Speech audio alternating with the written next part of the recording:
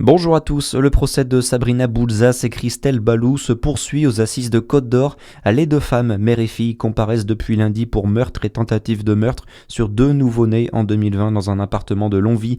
Sabrina, 20 ans au moment des faits, aurait dissimulé deux jumelles prématurées dans un sac de courses dont l'une n'a pas survécu. Hier à la barre, c'est le profil psychologique de la principale accusée qui a été décortiqué. C'est au tour de sa mère aujourd'hui. Les usagers de l'hôpital de Lons-le-Saunier en appellent aux candidats au municipal. Vendredi, les usagers du groupement hospitalier du territoire Jura Sud ont envoyé une lettre ouverte pour inciter les candidats à s'emparer de plusieurs enjeux. Des associations comme l'ADMD sont aussi parmi les signataires. La réduction des professionnels de santé et la réduction des activités médicales à Champagnole, Saint-Claude et Morée a notamment été mentionnée. En Saône-et-Loire, une cinquantaine de personnes étaient rassemblées hier soir au sud de Tournu, sur le site des voies navigables de France de la Truchère. Des élus locaux et acteurs du tourisme du secteur s'opposent à l'automatisation des écluses, avancée selon la direction comme s'inscrivant dans un processus de modernisation et dans une logique économique. Les syndicats, eux, parlent plutôt d'une simple déshumanisation. Il compte sur vous dans le Jura, en Côte d'Or, en Saône-et-Loire et dans le Doubs. C'est demain que démarre la grande collecte des Restos du Cœur.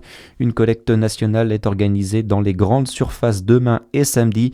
60 000 tonnes de denrées alimentaires et produits d'hygiène avaient été récoltées l'an passé. La demande qui s'accentue chaque année. Dans l'actualité également, Jean-Noël Barrot s'est entretenu avec son homologue iranien. Le ministre français des Affaires étrangères a condamné les frappes iraniennes au Moyen-Orient.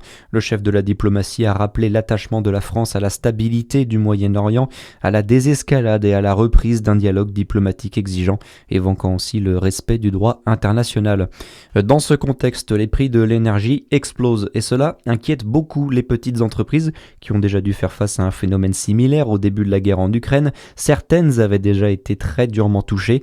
Face à cela, le secrétaire général du syndicat des indépendants et des TPE, Marc Sanchez, appelle le gouvernement à agir dès maintenant. On ne demande pas que l'État compense à ce stade, effectivement, parce qu'on n'a pas encore de visuel bien précis, mais qu'on ait des plans qui soient déjà envisagés, sur lesquels on a pu travailler avec l'expérience qu'on a eue des crises énergétiques précédentes, et qui puissent aussi beaucoup rassurer les chefs d'entreprise aujourd'hui, parce qu'il y a une inquiétude qui commence à monter sur ce sujet, et qui risque effectivement, l'idée c'est de l'atténuer pour pas qu'il y ait un impact économique dans une situation qui est somme toute déjà assez compliquée, que ce soit sur la consommation, sur la production normale de notre économie à ce stade. Parmi les mesures demandées, un lissage des factures d'énergie ou encore la possibilité d'étaler les échéances fiscales.